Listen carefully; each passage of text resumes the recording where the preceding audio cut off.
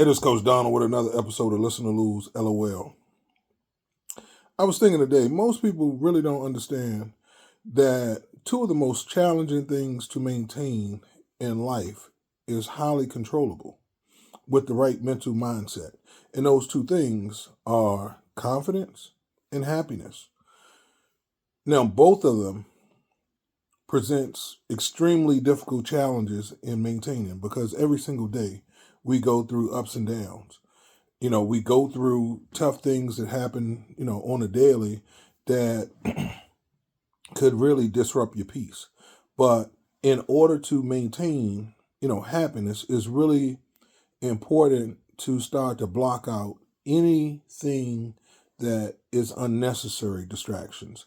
Whether it being, the news, because that news impacts your psyche and your well being, the type of music you listen to. So there's a lot of things that you can do to personally start to control your mental mindset as it relates to happiness. And the next thing is, which is the most important, is your perspective that you take. Every single thing in life that happens has a purpose, and there's a positive to every negative situation, whether or not it's easy to see that positive, initially is one thing, but there's always some positive in every negative situation. So, you have to have that long haul mindset where you're willing to go the long haul to see the added value and the benefit from whatever disappointment you may have faced earlier. But the most important thing that I do to control my happiness on a daily basis, because I understand that happiness is a choice. You decide to be happy. No one in this world can make you happy. You have to have that happiness. People can enhance your life, enhance and add value, but if you don't have that self love, if you don't have that self worth, if you haven't learned how to create happiness, you haven't learned how to maintain your peace and joy, then no matter who enters your space, you will still not be happy. So the one thing that's really important to maintaining that positive mental mindset is to learn how to achieve happiness, maintain happiness. And the fact of the matter is, happiness is a choice based on the perspective at which you choose to look at something. Some really fucked up shit could happen, and you could either choose to look at the positive side or the negative. If the negative could be 99% negative, and you have to find that positive, which is that 1%. You have to you have to consciously choose to focus on that 1% versus that 99%. So it's a choice. You have to make a choice, even in difficult situations in regards to your happiness, whether or not you're going to focus on that 1% that potentially could be the positive, or you're going to focus on that 99. It's your choice. But the one thing that is constant in life is problems. So you have to learn how to overcome, let go of certain situations, things that you can't control, you have to let go. And some battles you aren't capable of fighting in the present. You have to let it go into the future. Some things you may just not be able to fight, period. You have to give it to God. So all of these things is a choice in maintaining your happiness and peace. The next one is confidence. People don't understand that they have the ability to control their confidence. No one dictates or controls your confidence other than you. And it goes again back to the mindset, how you choose to look at things. You can look at your situation from a less than standpoint and look at all of the things that you lack. If it's an 80-20 situation and 20% is negative, 80% is good, you can choose to focus on that 20 and be, low functioning, low level confidence, or you can choose to focus on that 80. Or let's even flip it. You may only have 20% ability to do the things you need, And 80% you don't. You can choose to focus on that 20. Don't worry about what you don't know. Continue to learn and grow, and you will eventually get to that 100. So confidence is a choice.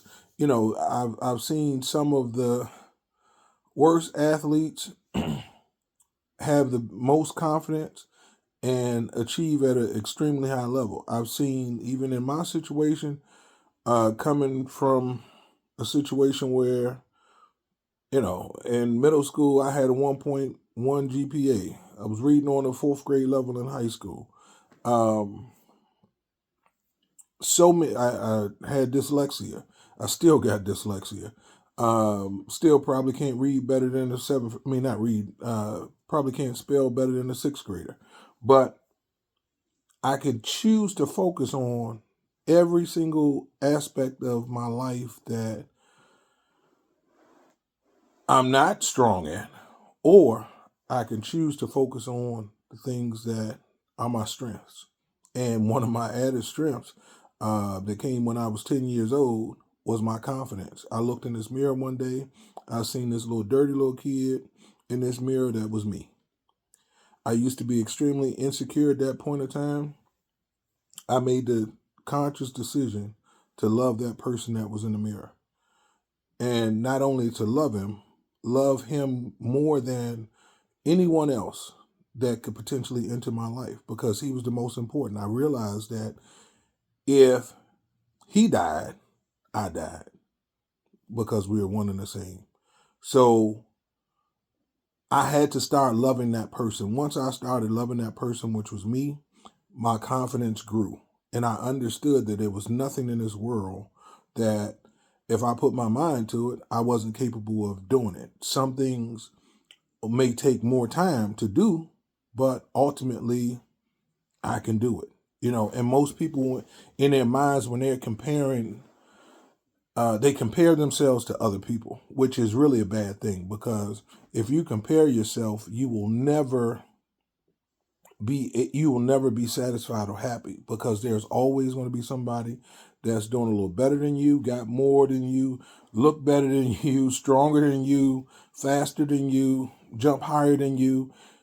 But the thing with our brain is we always tend to focus on those people who have more. We don't look at who has less, and then focus on the blessings that we have, and then build on our confidence. So it's extremely important to focus on yourself. Run your own race at your own pace. One of the goals that I set for myself um, a long time ago was to leave a legacy greater than or equal to Martin Luther King, and to become the richest black man in the world. Before, I used to have trouble saying those things, but as I realized that if I say it to the world and speak it out my mouth, then I'm actually accountable for saying that. So I have to live up to it. But I say all of this stuff to say, even in comparison, when I compare myself, I don't necessarily, I'll like becoming the richest black man in the world. Some years ago, when I first had this epiphany, I was chasing Bob Johnson, who was the first black billionaire. Now, today, I just saw that there's another guy, David Stewart, in the tech industry, that's worth $11.9 billion. And instead of me, oh, woe is me, damn, now I got to work so much harder, my mindset is, damn, he just set the bar even higher for me. So I gotta at least get to 15. Whereas before I was just chasing a billion. So it's a good feel. It's not my the positivity that I was quickly able to draw forward is like, man, okay, now my standard has been set higher. I got to do more. My grind got to be a little different, and it creates a different kind of positive energy within me. So, to summarize everything, happiness and confidence is a choice. You can go as far in your life as you can humanly imagine with those two things.